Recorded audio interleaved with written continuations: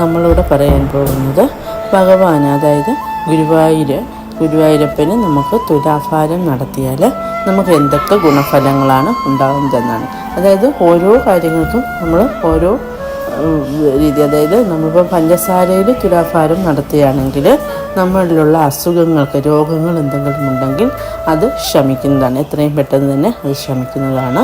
പിന്നെ മെഡിസിൻസ് എടുക്കുന്നവർ അതും എടുത്തോണം. പക്ഷേ നമ്മൾ ഈ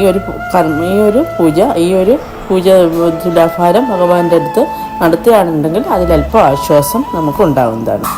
അതുപോലെ തന്നെ നമ്മൾ പണത്തിനും അതുപോലെ സാമ്പത്തികമായിട്ടും ഒക്കെ വളരെ ബുദ്ധിമുട്ടുന്നവരാണെങ്കിൽ നമ്മൾ മഞ്ചാടിക്കുരു, ഭഗവാൻ ഏറ്റവും പ്രിയപ്പെട്ടതാണ് മഞ്ചാടിക്കുരു എന്ന് പറയുന്നത്. മഞ്ചാടിക്കുരുവിൽ തുലാഭാരം നടത്തുകയാണെന്നുണ്ടെങ്കിൽ ഉറപ്പായിട്ടും നമുക്ക് ആ സാമ്പത്തിക ബുദ്ധിമുട്ടൊക്കെ എത്രയും പെട്ടെന്ന് മാറി നമുക്ക് സാമ്പത്തിക